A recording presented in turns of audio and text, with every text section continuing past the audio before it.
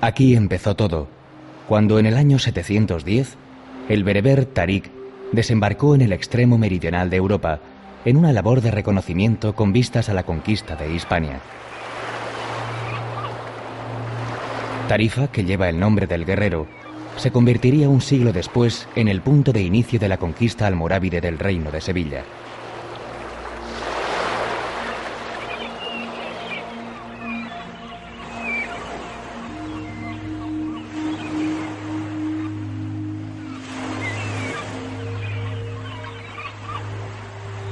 Como guardián del estrecho se alza su alcazaba, de época califal, llamada hoy de Guzmán el Bueno, quien en la época de la invasión musulmana prefirió sacrificar a su hijo antes que rendir la plaza.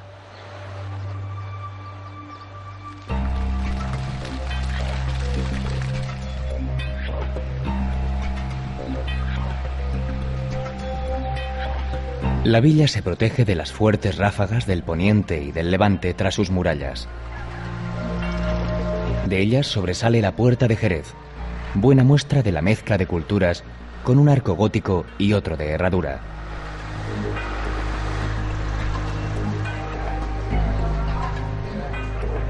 En el interior se despereza el entramado urbano de cuestas y callejuelas.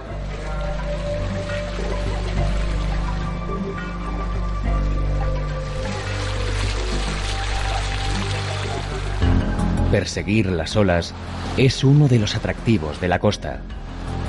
Sus extensas playas, abiertas a los vientos, reúnen a gran número de surfistas. Y los más osados utilizan la atracción de una cometa para deslizarse y hacer acrobacias al ritmo que impone el mar. A la sombra de la imponente fortaleza se extiende el Paseo de la Alameda y más allá los muelles, desde donde zarpan barcos especializados en avistamiento de cachalotes y delfines.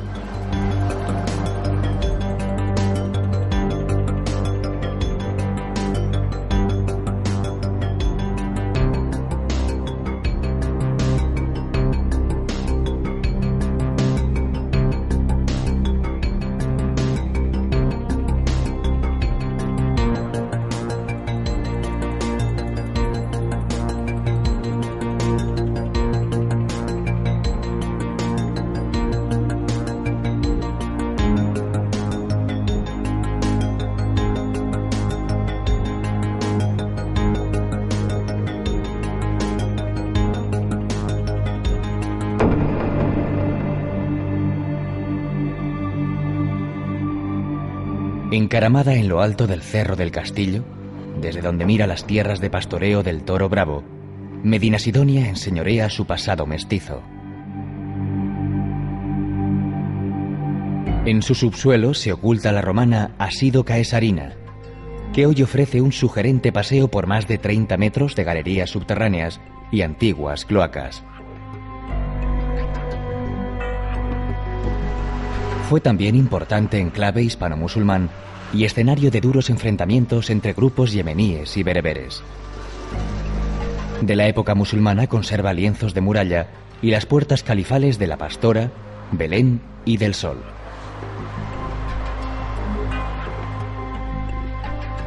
A los pies del castillo, la imponente iglesia gótica de Santa María la Coronada atesora un retablo plateresco y la talla barroca de Nuestra Señora de la Paz. Medinasidonia obsequia a los paladares más exigentes con sus afamados alfajores. Esta pasta de miga de pan y frutos secos molidos y aromatizados con especias y miel es el antecedente inmediato del turrón español.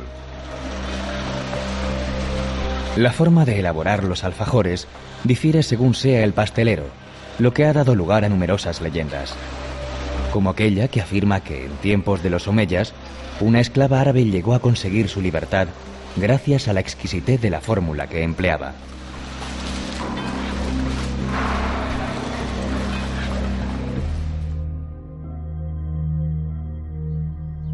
Jerez es la capital andaluza del vino. Las primeras cepas fueron traídas por los fenicios, que la bautizaron como Xera. Su perfil actual se debió a los almohades, que la llamaron Sharish, y trazaron el amplio recinto amurallado.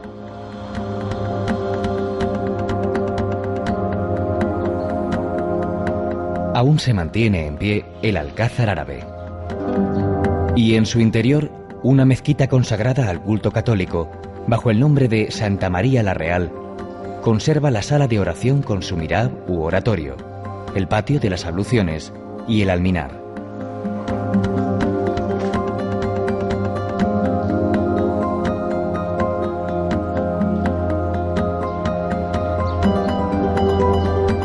Junto a una de sus puertas se muestran los restos de un hammam.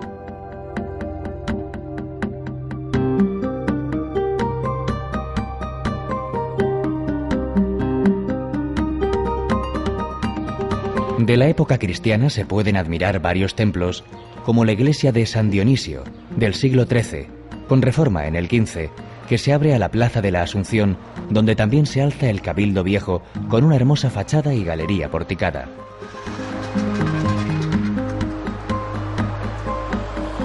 Aunque es la imponente catedral gótica la que se lleva todas las miradas. Fue construida sobre una mezquita y en su interior guarda valiosas obras de arte, como la pintura de La Virgen y el Niño de Francisco de Zurbarán.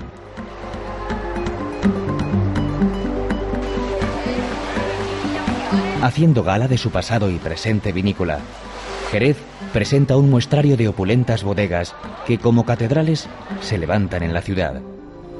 La más antigua de ellas es la de Pedro Domecq, fundada en 1730 y denominada La Mezquita, en alusión a la de Córdoba. Su visita ofrece la oportunidad de saborear un estupendo fino, como lo hicieron reyes y príncipes a lo largo de su ya larga historia.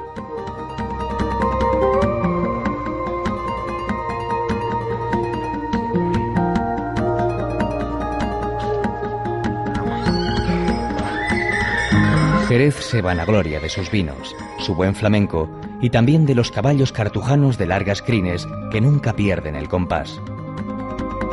Es el caballo español por naturaleza, que deriva del cruce de ejemplares peninsulares con árabes y berberiscos llegados con la conquista. Fueron sobre todo los monjes cartujanos de Jerez los encargados de preservar la pureza de la raza española.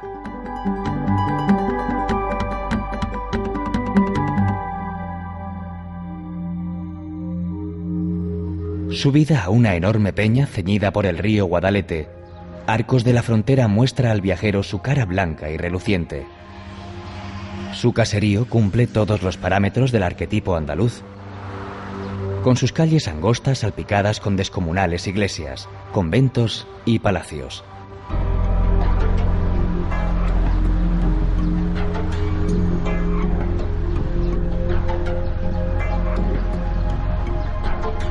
En lo alto se alza el castillo del que se conservan algunos torreones y puertas, testigos de las numerosas luchas entre las diferentes facciones árabes por el control de esta plaza. En sus cercanías se hallaba la mezquita mayor, en cuyo solar se edificó la iglesia de Santa María de la Asunción. El templo del siglo XV muestra una impresionante portada con profusa decoración de motivos vegetales y heráldicos. Igualmente monumental es la iglesia de San Pedro. De traza gótica y hecha de cantería, sobresale del conjunto su torre fachada barroca con columnas salomónicas.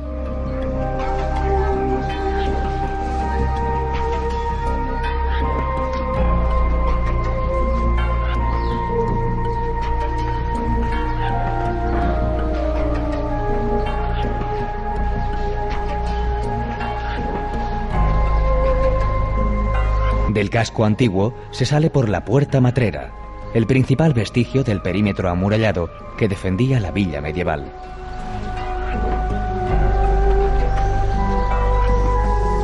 En las afueras, rodeado de huertas, se extiende el lago de Arcos, un enclave inmejorable para disfrutar de la naturaleza y practicar deportes bajo la atenta mirada de la ciudad.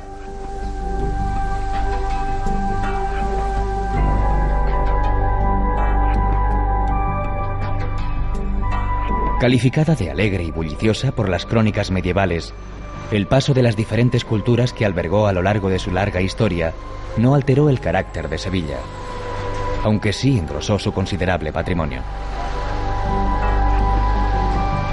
La Giralda es su seña de identidad, que concentra en sí misma todo el simbolismo de la Isbililla árabe y la Sevilla cristiana. La torre, de 93 metros de altura, se terminó de construir en 1198 con sus 4 frentes decorados con paneles de ladrillos tallados. La obra árabe termina donde empieza el cuerpo de campanas realizado por el cordobés Hernán Ruiz en 1568.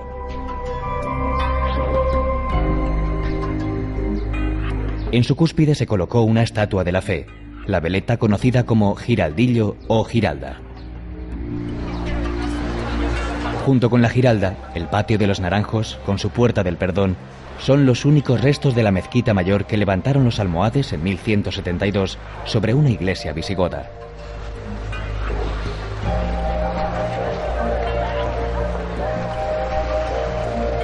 Apenas 80 años después, sería convertida nuevamente en templo cristiano cuando la ciudad fue conquistada por Fernando III.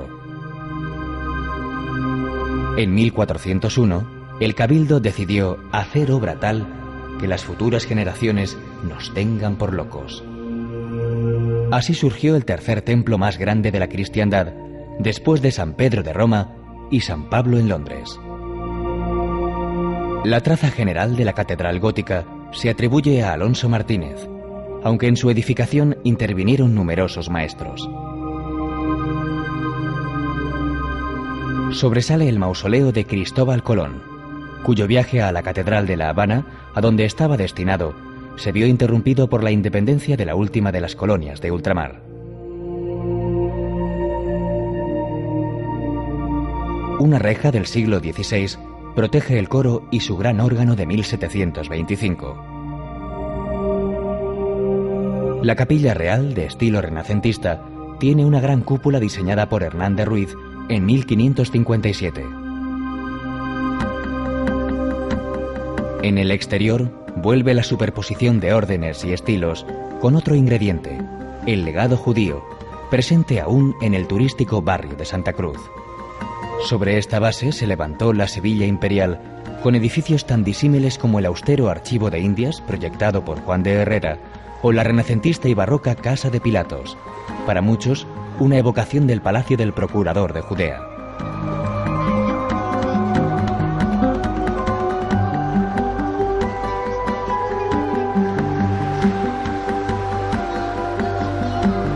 Pero Sevilla no sería lo que es sin su río, por donde llegó el tabaco, el oro y la plata, con las que se engrandeció en los siglos XVI y XVII.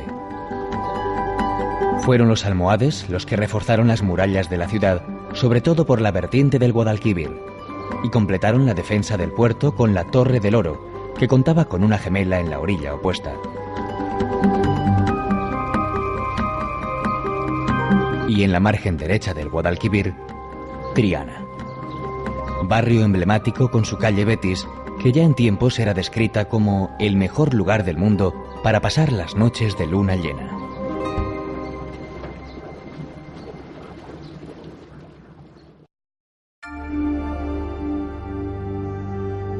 Sevilla es poseedora de una artesanía variada y desbordante, muy unida a las celebraciones de la Semana Santa.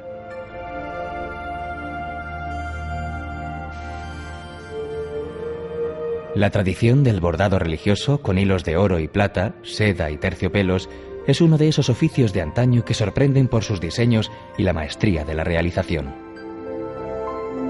Los orígenes de estas elaboraciones se pierden en el tiempo y hoy se mantienen en un reducido número de talleres que trabajan por encargo de cofradías y hermandades, bordando faldones de pasos, sayas, palios y restaurando piezas históricas.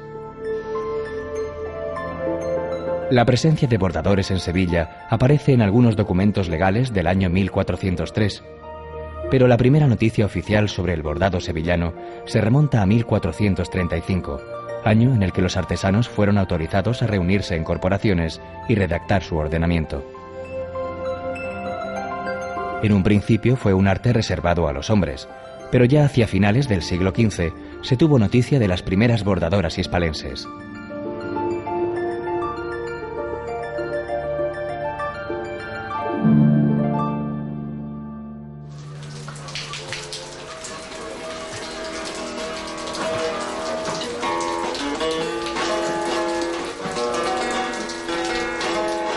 Madera noble y manos de artesano dan cuerpo y vida a la guitarra española.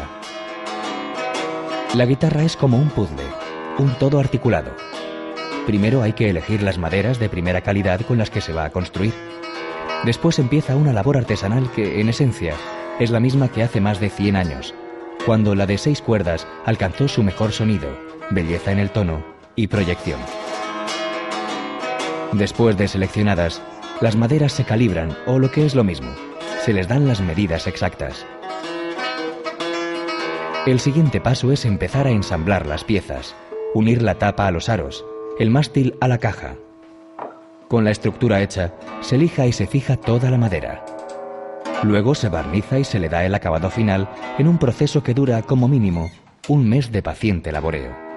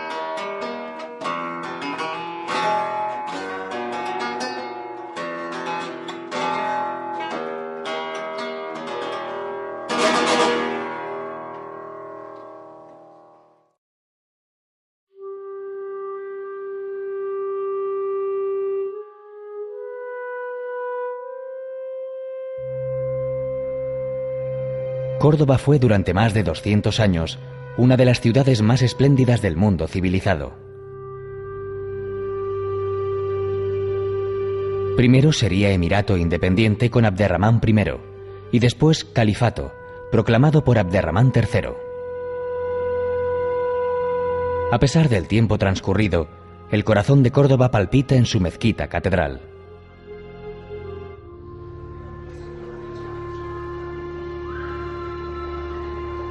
Levantada sobre una basílica visigoda, los sucesivos soberanos fueron consolidando su traza.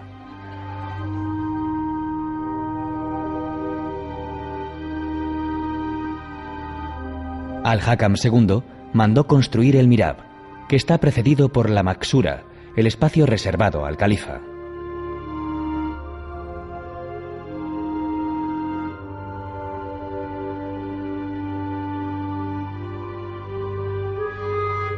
Almanzor extendió su planta. Son en total 19 naves perpendiculares al muro de la Qibla, orientado hacia la Meca.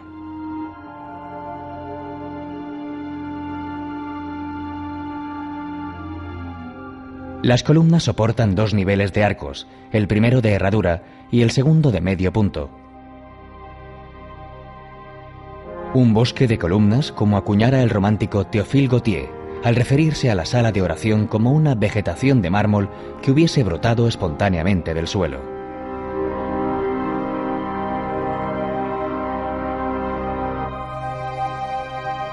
En la zona central hicieron construir los reyes cristianos la capilla mayor y la capilla real. Y años después, en 1523, empezaron las obras de la catedral gótico-renacentista, iniciadas por Hernán Ruiz el Viejo.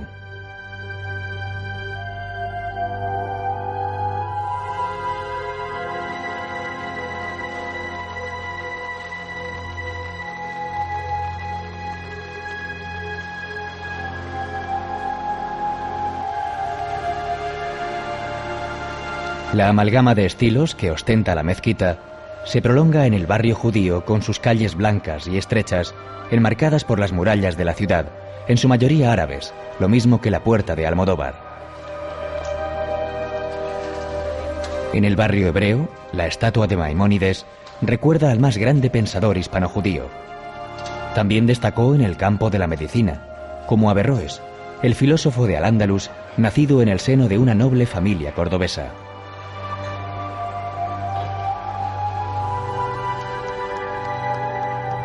Más vestigios árabes se pueden encontrar en los molinos emplazados en la ribera del Guadalquivir, como la noria de Albolafia, en el gusto por los jardines y tapias cubiertas de flores y en los surtidores de los patios.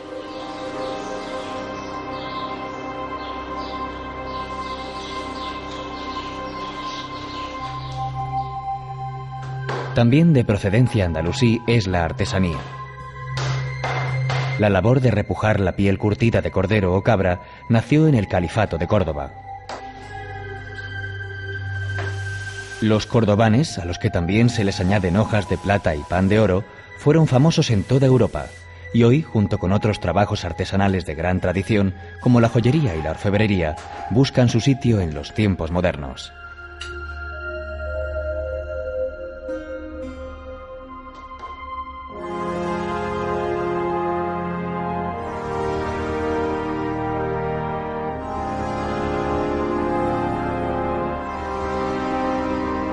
Entre un mar de olivos se extiende la ciudad de Jaén, a la sombra del castillo de Santa Catalina. De origen hispano-musulmán, la fortaleza fue reformada en el siglo XII, tras la toma de la ciudad por Fernando III.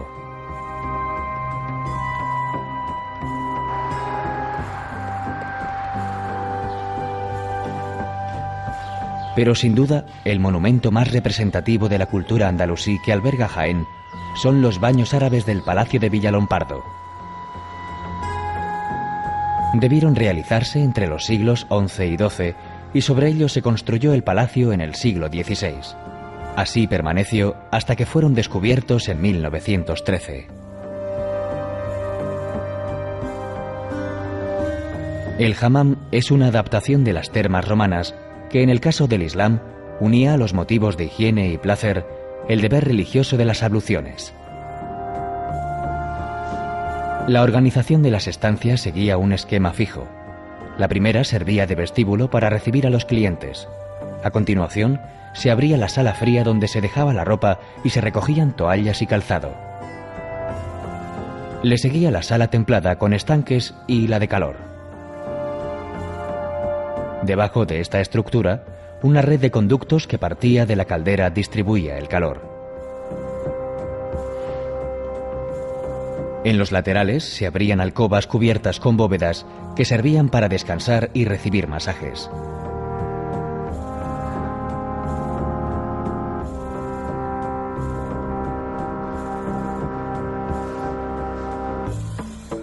Por contrapartida, el monumento cristiano más representativo de la ciudad es la catedral, magnífico edificio construido entre los siglos XVI y XVII, según las directrices de Andrés de Vandelvira. La fachada compone un retablo en piedra con un brillante despliegue escultórico centrado por la efigie de Fernando III.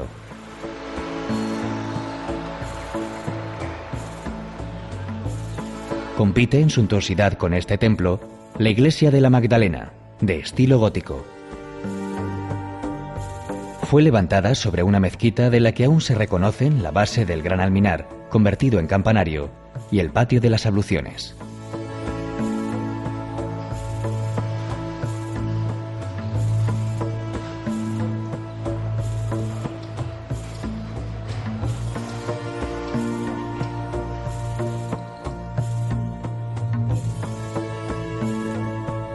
Baeza fue la primera gran ciudad andalusí conquistada por las tropas cristianas. A partir de este hecho, en el siglo XIII, se convirtió en el centro de operaciones desde donde se dirigió la conquista de Al-Ándalus. Poco o nada queda de su pasado musulmán, caracterizado por las sublevaciones de la población indígena y mozárabe contra los distintos reinos de taifas.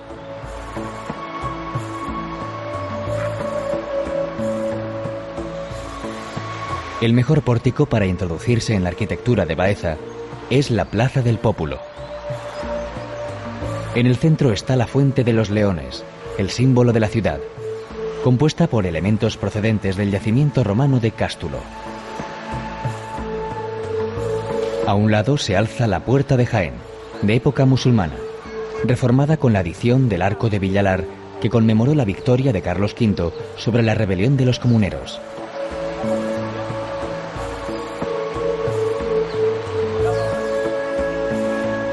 En el costado sur se encuentra el edificio renacentista de la Casa del Pópulo, que fuera sede de la Audiencia Civil.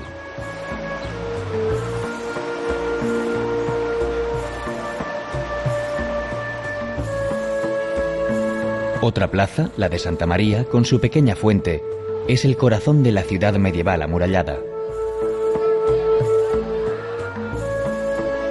En uno de sus ángulos se alza la catedral, construida sobre los restos de la mezquita Aljama. Como en sempiterno duelo, se alza el pequeño templo del siglo XII de Santa Cruz, frente al imponente Palacio de Jabalquinto.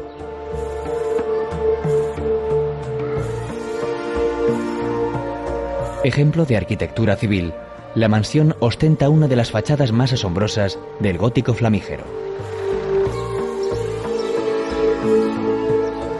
En la zona de extramuros se alzan otros edificios notables, como la Casa de Cárcel y Justicia, con su portada plateresca, que desde 1867 alberga el ayuntamiento.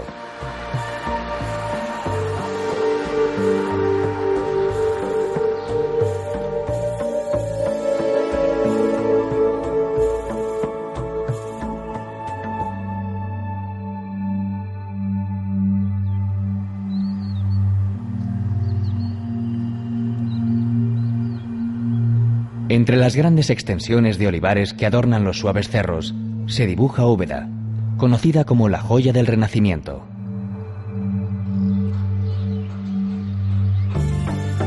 Su pasado musulmán lo comenzó Abderramán II al fundarla con el nombre de Ubadat al-Arab, pero fue el siglo XVI la época de oro de la villa, como lo atestigua la monumentalidad de sus edificios. La Sacra Capilla del Salvador es la obra estelar del Renacimiento español.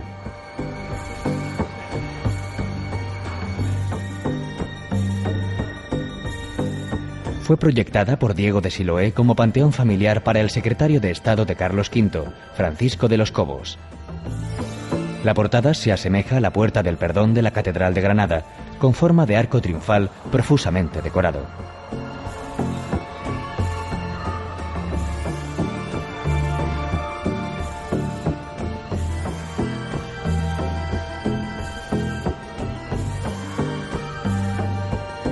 En el mismo espacio urbano se encuentra una obra de Andrés de Vandelvira, el Palacio de las Cadenas, que ordenó levantar Juan Vázquez de Molina, otro secretario de Estado, esta vez de Felipe II. La denominación se debe a la desaparecida cadena de forja que la recorría. Frente a este magnífico ejemplo de arquitectura civil, se alza la iglesia de Santa María de los Reales Alcázares. A la primera construcción gótico-mudéjar se le añadieron las fachadas renacentistas en el siglo XVII para adecuar el primer templo de la ciudad a la magnificencia del entorno urbano.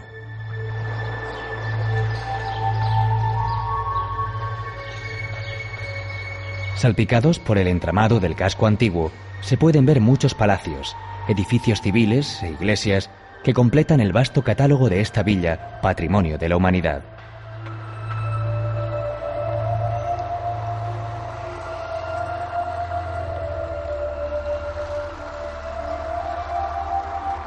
Otra obra maestra de Vandelvira es el Hospital de Santiago, del siglo XVII.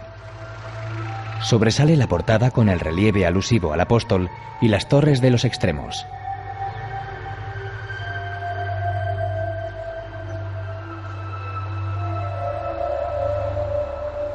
En el centro se abre un gran patio porticado sobre estilizadas columnas que recuerdan la arquitectura nazarí.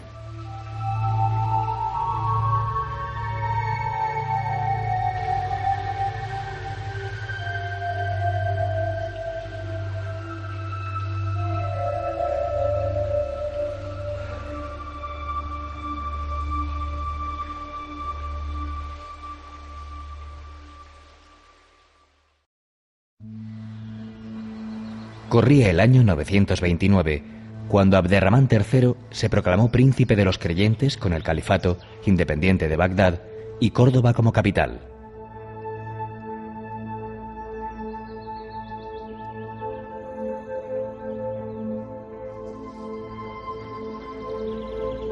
Para afianzar su poder, el soberano omeya mandó construir una ciudad, acorde con su nuevo estatus, aunque según las leyendas, algo tuvo que ver en la decisión el amor que sentía por una de sus favoritas, la bella Zara.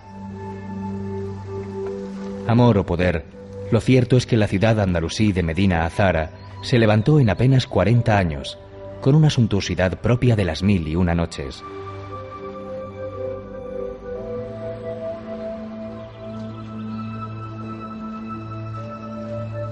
Situada en las faldas de la Sierra Cordobesa, a tan solo 7 kilómetros de la gran urbe, las ruinas de Medina Azahara se extienden en 3 grandes terrazas escalonadas y cercadas por dobles murallas.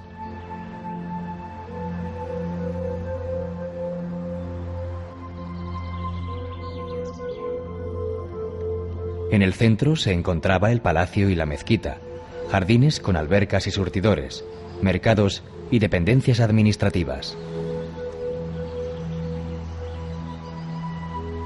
En los laterales se situaban los recintos militares y todo el conjunto parece ser que albergó alrededor de 400 casas de cortesanos.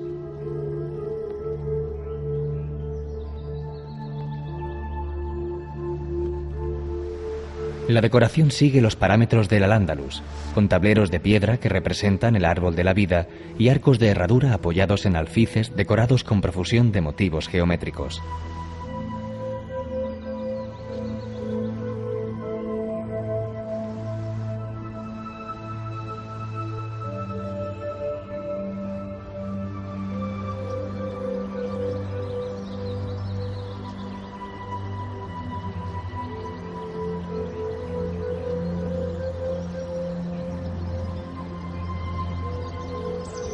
Cuentan los cronistas de la época que la estancia donde el califa recibía a las embajadas extranjeras tenía las tejas de oro y plata, y en el centro había un gran pilón lleno de mercurio.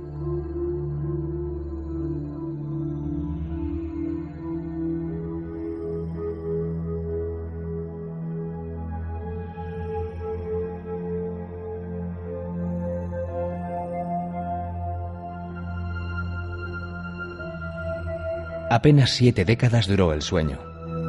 Con la caída del califato de Córdoba, la ciudad-palacio fue arrasada por los bereberes y después cayó en el olvido. Fue cantera de materiales de construcción hasta que en 1910, con las primeras excavaciones, se comenzó a vislumbrar la grandeza del lugar.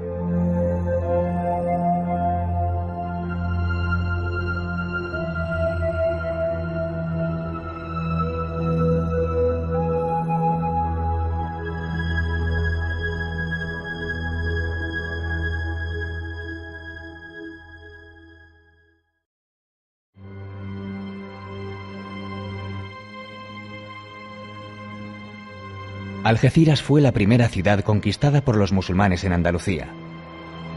El paso geográfico por donde fluyeron las distintas corrientes del saber y del arte, junto con los sucesivos contingentes de las dinastías islámicas llegadas de la otra orilla del Mediterráneo.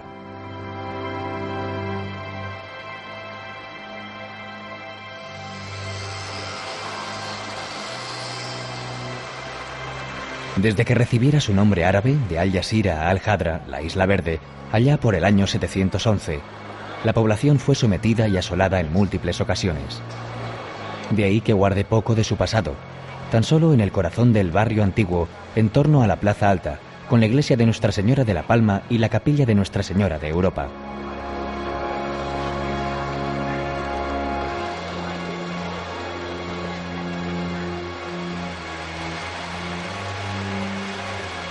En lo que fue la Villa Nueva, se extiende el Parque de María Cristina y los vestigios de la Medina Merimí.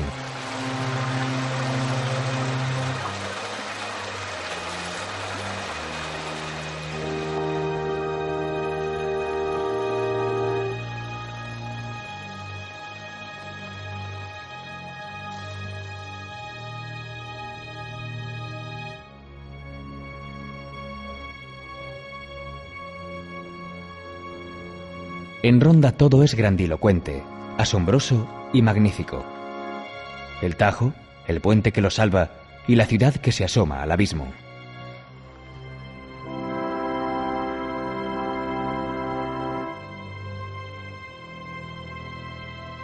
El símbolo de Ronda es su puente nuevo, con 98 metros de altura. Se terminó de construir en 1795 para unir la ciudad moderna, renacentista y barroca con la ciudad musulmana, la Medina Runda. El límite sur de la Medina Nazarí está marcado por las murallas de los siglos XIII y XIV, en las que se levanta la puerta de Almocábar, con 2 torreones semicirculares de mampostería, entre los que se abren 2 arcos de herradura y 1 ojival.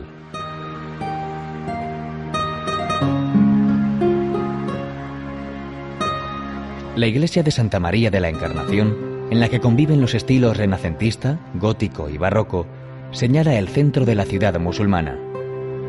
Ocupa el lugar de la mezquita Al-Jama, de la que todavía se conservan restos incorporados al templo cristiano. El más importante es el mihrab, de finales del siglo XIII, hacia el que se orientaban las plegarias.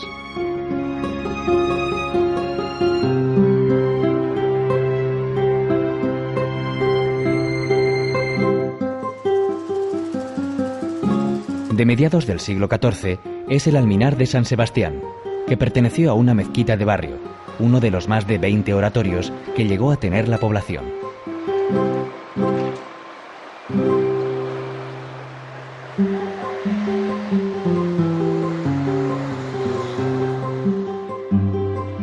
Aún se conservan los baños árabes, situados junto a una de las puertas de la ciudad. Creados en el siglo XIII, estuvieron en uso más de 300 años, hasta que los cristianos, poco dados al aseo y al goce de los cuerpos, los cerraron.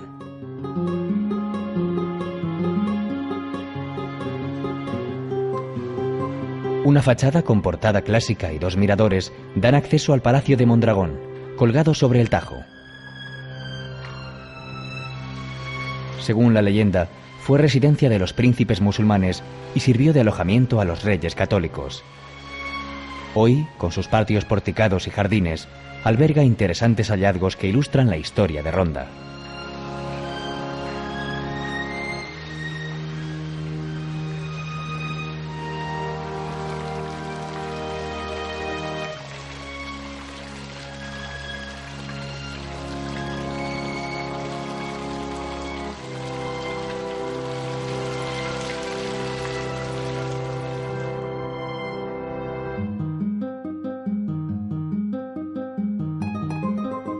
Ya decían los cronistas árabes que Malaca, la actual Málaga, era una ciudad hermosa, con elegantes viviendas, rodeada de higueras, cuyo puerto tenía 2 dársenas naturales y desde donde se exportaban las mejores granadas, almendras e higos.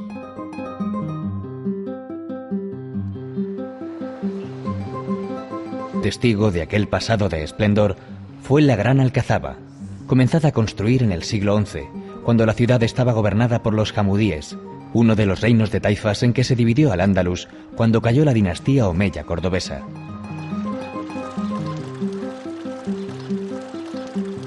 La entrada, protegida por una impresionante torre albarrana, da acceso al Palacio del Interior, que se inspiró en el arte del califato.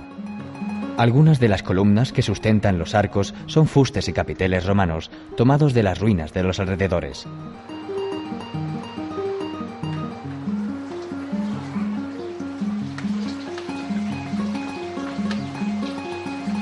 Como era costumbre en estas fortificaciones ciclópeas que se alzan en las ciudades de Al-Ándalus, la residencia estaba construida en torno a un patio con alberca, ejemplo del sentido lúdico y estético de los andalusíes.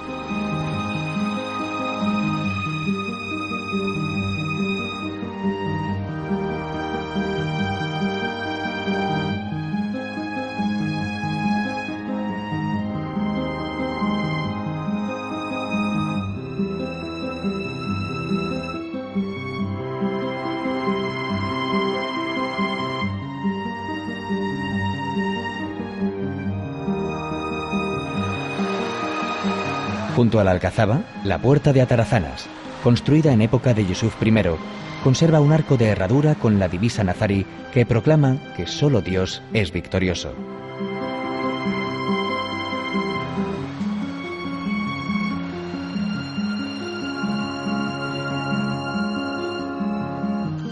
También de los tiempos de Yusuf I es el castillo de Gibralfaro, unido a la alcazaba por una muralla.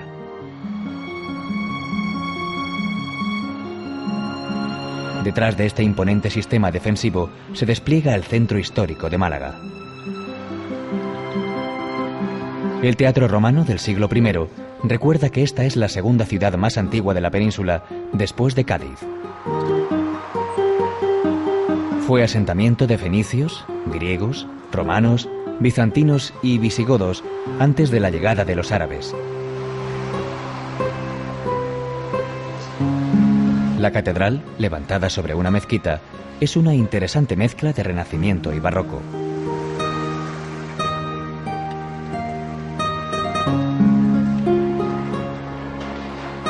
Muy cerca se alza la iglesia de Santiago, donde bautizaron al genio de la ciudad, Pablo Picasso. Y su casa natal, en la movida Plaza de la Merced. 2 paradas obligadas antes de conocer el museo dedicado al pintor.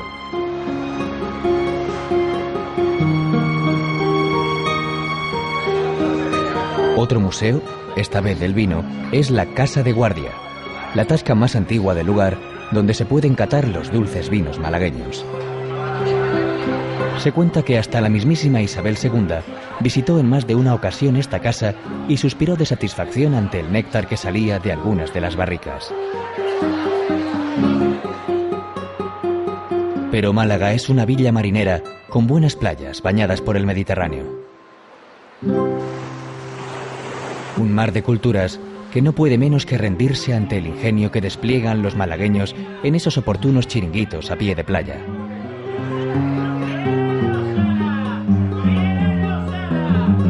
En el Tintero se asiste a una auténtica subasta de platos: boquerones, calamares, pescailla, chopitos, chanquetes y demás especialidades de concha fina son voceadas por los camareros que compiten en chascarrillos, estribillos y salero. Y al cliente solo le toca traer las viandas con la mano.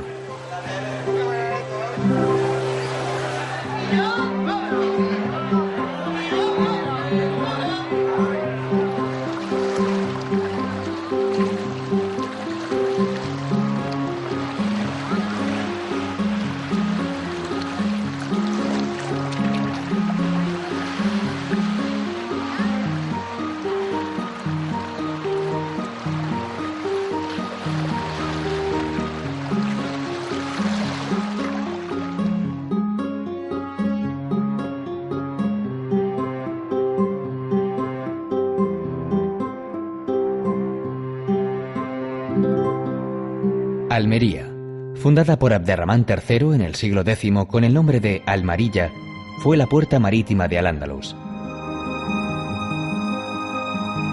Su alcazaba califal, desde lo alto de un cerro aislado y estrecho, domina la ciudad y la bahía, lo que la convirtió en un excelente baluarte defensivo, junto con las murallas levantadas entre los siglos X y XI.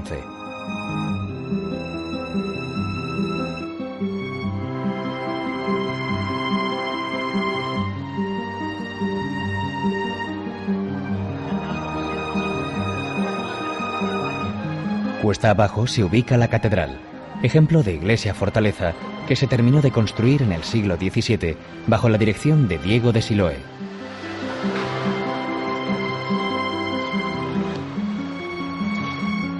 En uno de los laterales del templo se puede ver el gran sol de Portocarrero, el símbolo de la ciudad.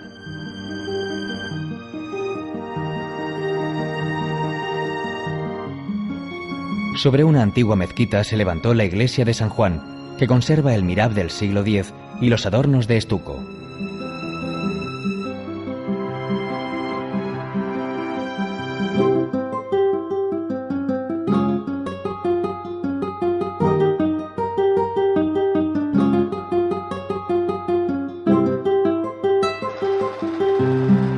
Además de procrear edificios de larga historia, Almería es pródiga en sabores marineros que no se dejan enfriar en las barras de las antiguas tascas del centro.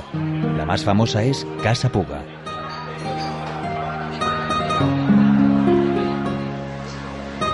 Y para trasiego de gentes y ambientes, el paseo de Almería que empieza en la Puerta Purchena, con ejemplos de urbanismo del siglo XIX como la Casa de las Mariposas.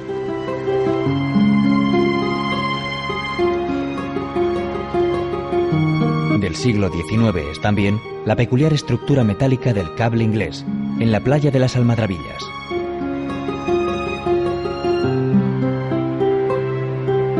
Un antiguo cargadero de hierro por el que se transportaba el mineral proveniente de las minas del Alquife hasta las bodegas de los barcos.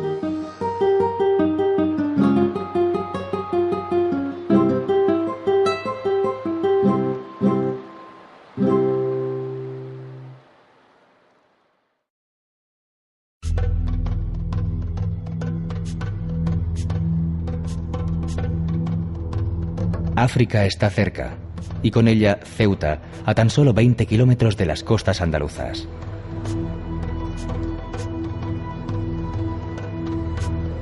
La posición estratégica en la orilla sur del estrecho de Gibraltar ha condicionado desde siempre su perfil fortificado.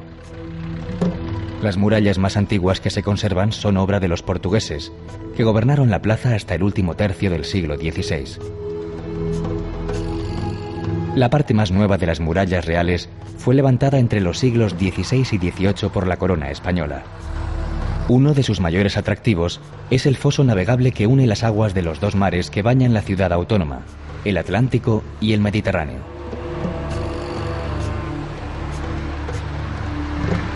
En la Plaza de África se sitúa el centro histórico, que acoge importantes monumentos.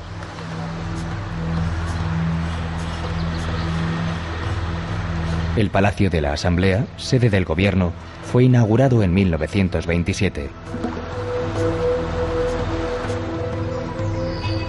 La Catedral de la Asunción, de aire barroco y neoclásico, se levanta sobre los restos de una mezquita.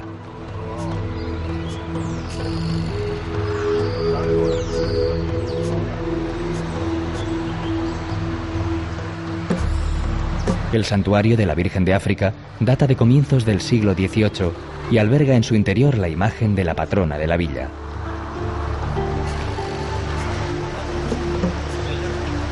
Ciudad de secular convivencia de gentes de distintos credos y culturas, tiene entre sus mejores ejemplos de arquitectura religiosa la mezquita Moulay el Mehendi, una de las más antiguas de España.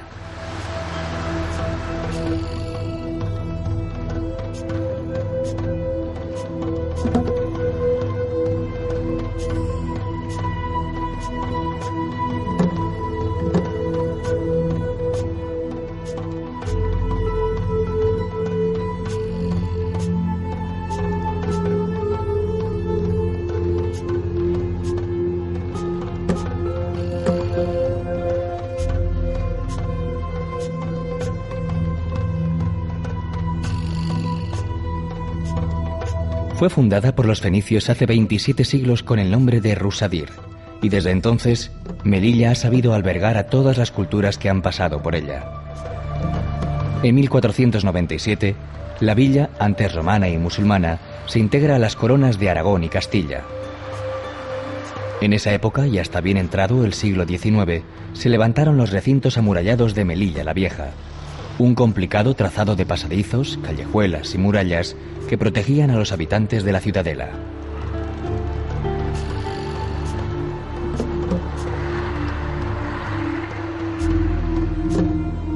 En la Plaza de los Aljibes se conjugan, como en ningún otro sitio, los años de convivencia de cristianismo e islam. La impresionante obra hidráulica servía para el abastecimiento de agua de toda la ciudad.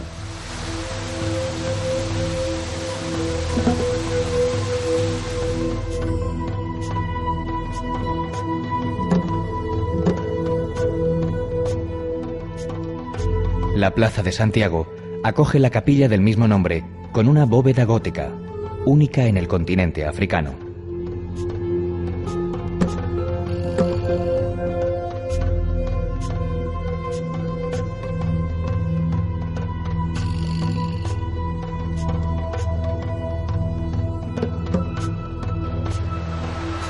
El desarrollo de Melilla llegó con la expansión comercial de principios del siglo XX.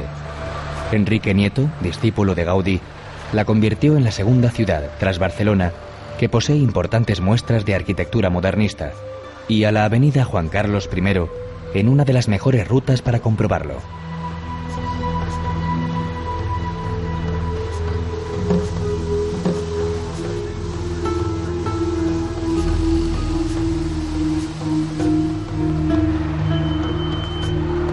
A un lado de la avenida aparece la plaza, que simboliza la convivencia entre las razas y culturas que forman Melilla: cristianos, musulmanes, judíos e hindúes. En el centro se alza la iglesia del Sagrado Corazón de Jesús, el templo cristiano más importante de la villa.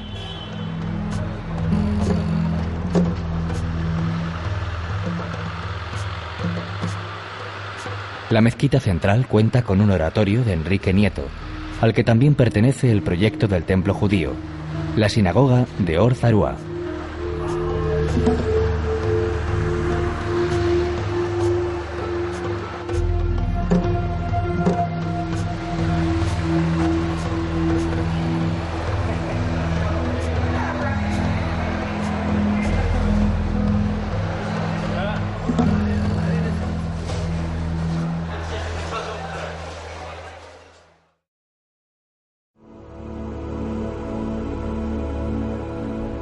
En el extremo más suroriental de España, el faro de Cabo de Gata anuncia a los barcos la cercanía de una tierra donde la naturaleza ha sido pródiga en belleza y variedad.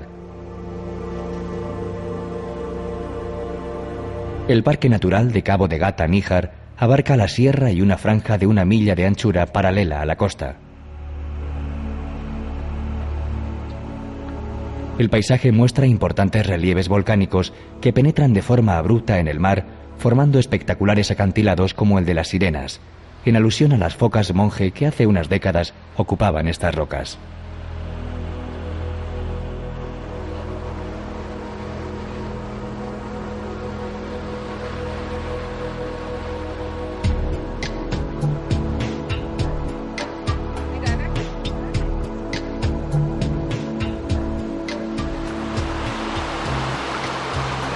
A la sombra de las verticales paredes de arrecifes se esconden pequeñas calas y playas.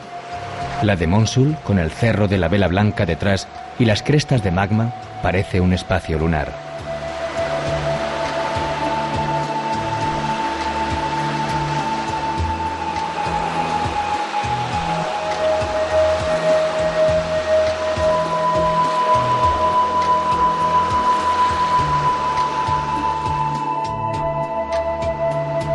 Entre antiguas torres de vigilancia se extienden salinas en las que viven cerca de 80 especies de aves acuáticas. Flamencos, cigüeñuelas, abocetas escarban en los pozos salinos para buscar su alimento.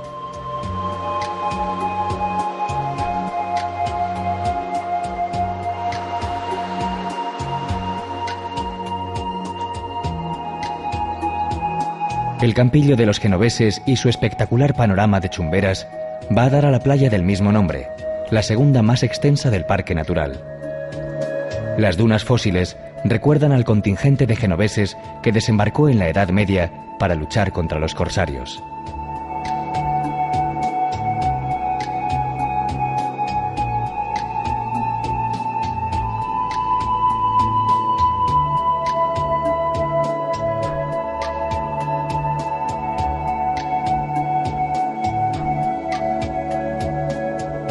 En el interior se extienden restos de antiguas explotaciones auríferas.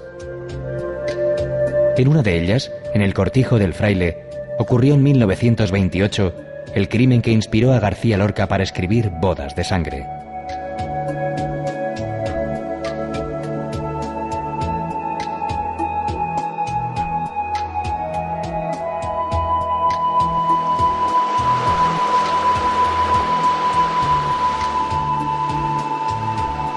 Desierto y mar se dan la mano en esta esquina del mundo, donde se cobija uno de los ecosistemas más singulares de Europa.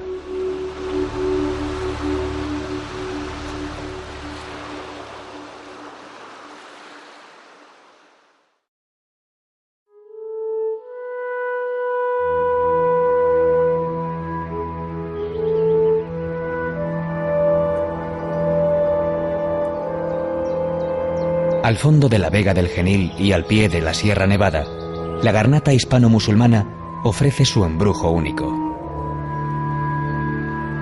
Granada es el Damasco de Al-Ándalus, pasto de los ojos, elevación de las almas. Tiene una alcazaba inexpugnable de altos muros y edificios espléndidos. Se refería el cronista a la Alhambra, la Roja, un complejo fortificado en el que se combinan palacios, torreones, murallas y jardines, acomodados en 3 accidentes geográficos. En lo más alto se alza la Alcazaba, con la Torre de la Vela. En otro de los flancos de la Plaza de los Aljibes se levanta el Palacio de Carlos V, obra maestra del Renacimiento español. Se empezó a construir por mandato del emperador a raíz de una visita que hizo a la ciudad. El Palacio de los Comares gira en torno al patio de la Alberca o de los Arrayanes. La Torre de Comares, la más alta del recinto, alberga el Salón del Trono o de Embajadores. En él, Boabdil, el último rey andalusí, decidió en 1492 la entrega de Granada a los reyes católicos que esperaban impacientes en la vecina Santa Fe. El Palacio de los Leones era la casa privada de la familia real. Fue erigido por Mohamed V a finales del siglo XIV con todo el esplendor del que era capaz la dinastía nazarí.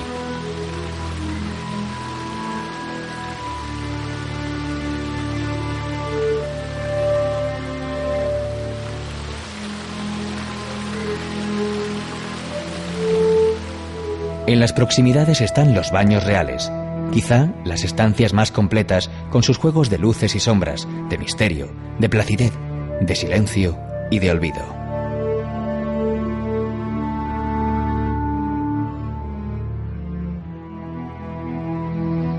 A espaldas del conjunto se alza el Generalife, el Palacio de Verano, un retiro de vegetación y agua que se canaliza en la famosa acequia real.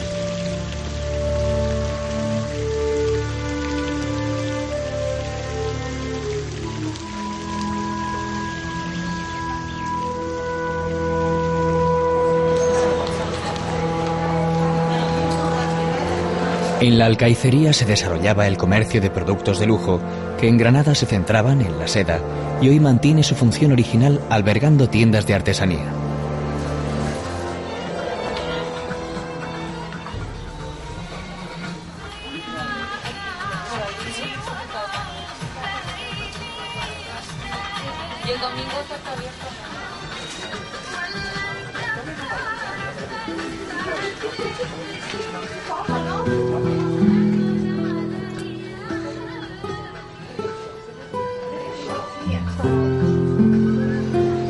La nota de color la pone la Plaza de Vivarrambla, en tiempos la mayor de la ciudad, el escenario donde se celebraban sus fiestas.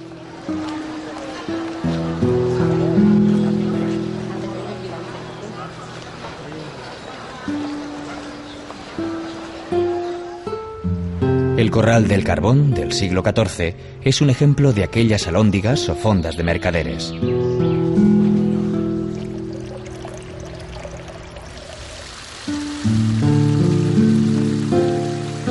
La Plaza Nueva es, curiosamente, la más antigua.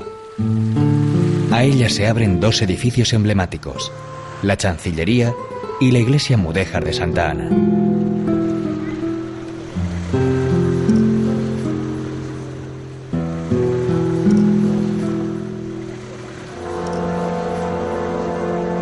El magnífico templo clásico de la Catedral Cristiana, de la que sobresale su portada barroca, terminó de construirse en el siglo XVIII.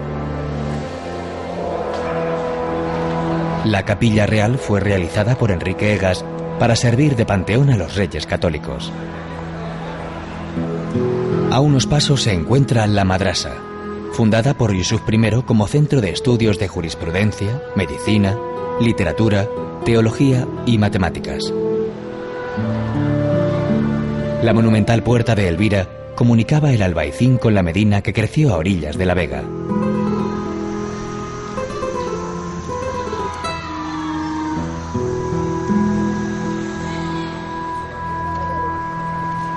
Frente a la Alhambra se agrupa el barrio del Albaicín, el núcleo de población más antiguo de la Granada musulmana.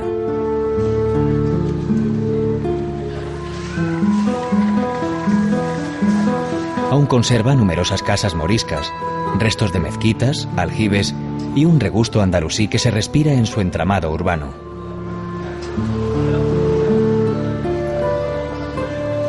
La arquitectura musulmana se puede admirar en el Arco de las Pesas, una puerta de la muralla construida en el siglo XI.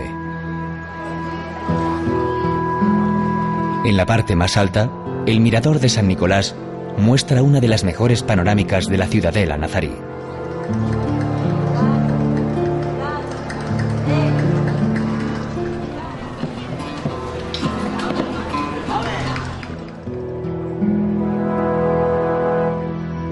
La ruta llega a su fin en el último bastión de Al-Ándalus, la civilización hispano-musulmana.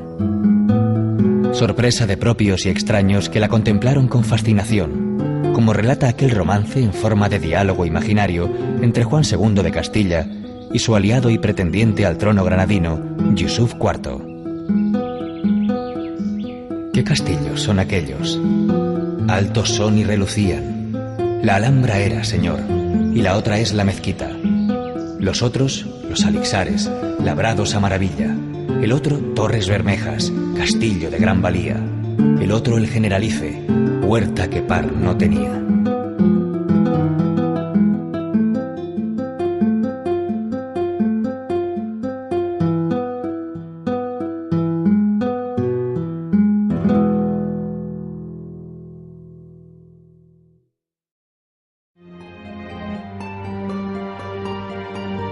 Con la Sierra Nevada como techo y la Costa del Sol a sus pies, las Alpujarras seducen con su paisaje.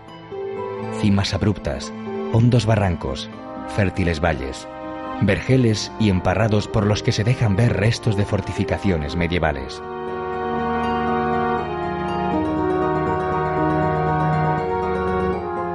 En esta zona de paso entre Almería y Granada, en tiempos de Al-Ándalus, se refugió Boabdil tras rendir el reino nazarí a los reyes católicos. Las Alpujarras mantienen, como pocos reductos, estampas de otros tiempos. Sus pueblos, de calles estrechas, empinadas y retorcidas, aún conservan casas con la estructura original de muros de piedra y barro. Un buen ejemplo de esta arquitectura es Capileira, con los terraos, tejados planos hechos con losas de piedra sobre vigas de madera y cubiertos de laúna, una arcilla abundante en la comarca que se impermeabiliza a base de sol y pisadas.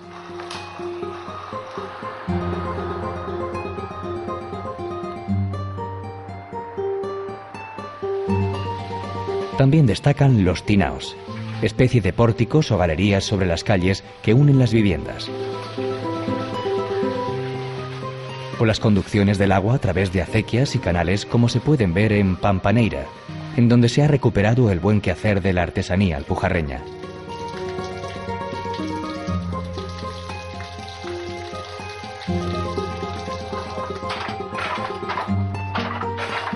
Heredera de la tradición morisca, sobresale la confección de tejidos como las mantas y las jarapas. En los últimos años se han instalado en la comarca numerosos talleres de artesanía que, además de los telares, han relanzado la cerámica y la alfarería.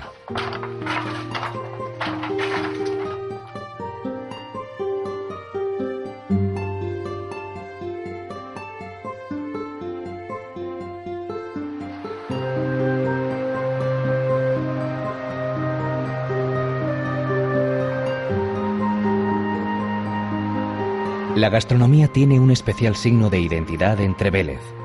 Tan célebres son sus jamones de cerdo blanco, curados al clima de Sierra Nevada, que, según cuentan, hasta el compositor italiano Rossini, creador de obras tan señeras como El Barbero de Sevilla, estaba dispuesto a cambiar su Stradivarius por una paletilla del lugar.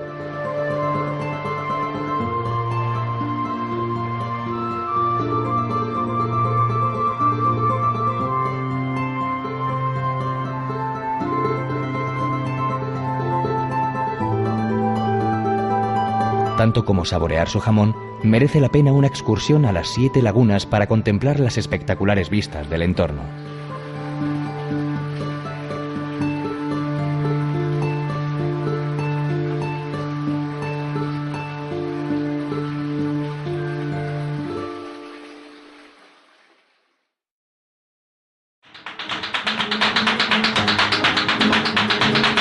Hondo, muy hondo canta Andalucía.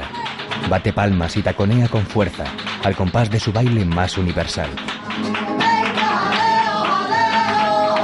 El flamenco es su manifestación artística más popular. Con él ríe y llora, desafía y se lamenta a través de alegrías, soleás, seguirillas y tantos otros palos como maneras de expresarse tienen los pueblos de esta tierra.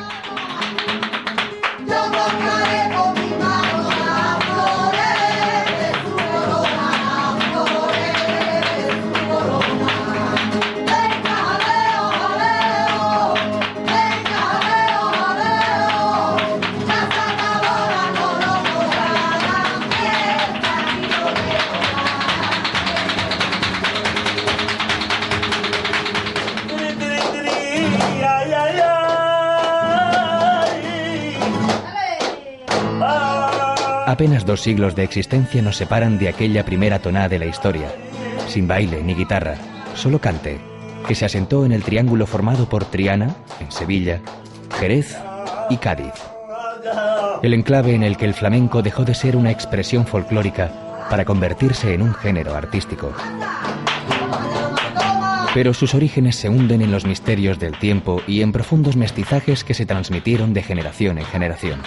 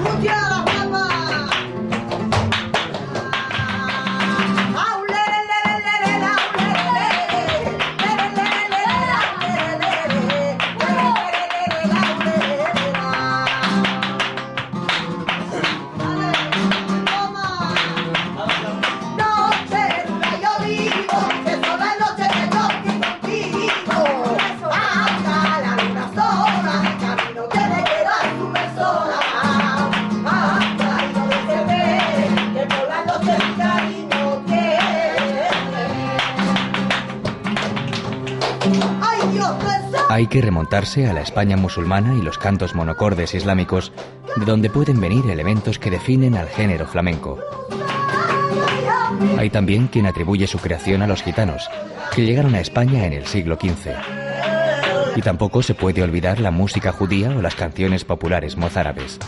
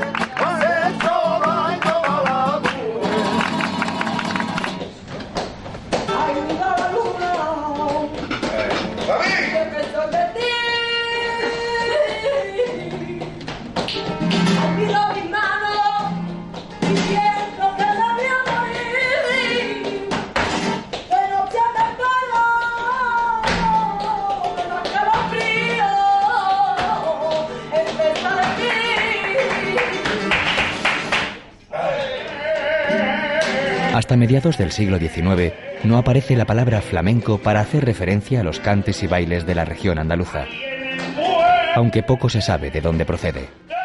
La hipótesis más seria asegura que es una derivación del árabe felag mengu, que significa campesino errante. Así empezó a tomar cuerpo la historia, en las cuevas del Sacromonte, en los barrios gitanos, en los campamentos mineros. Fueron la cuna donde se mecía un arte, primero en secreto, hasta que venciendo los iniciales momentos de recelo, también los no gitanos, los payos de dentro y fuera de Andalucía, empezaron a sentir y a crear flamenco. Y venció las fronteras. Hoy es una música que hace sentir a propios y ajenos cuando arranca la guitarra. El cante suena a quejío, a sentimiento íntimo, con acompañamiento de taconeo, palmas y castañuelas, que forman una armonía, una magia. Y aparece el ángel, el duende, que se adueña del escenario.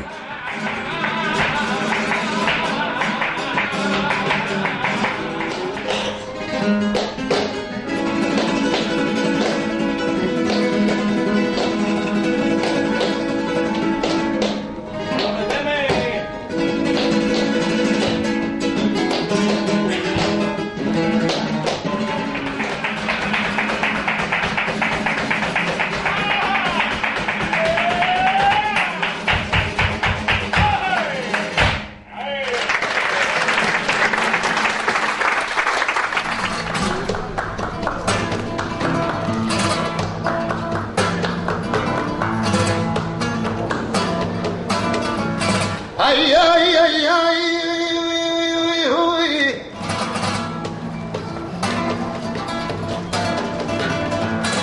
Ya con esta me despido.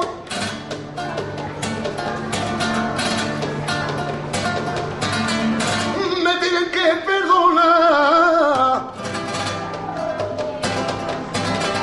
Que me duele la garganta, que me duele la garganta y la quiero remojar.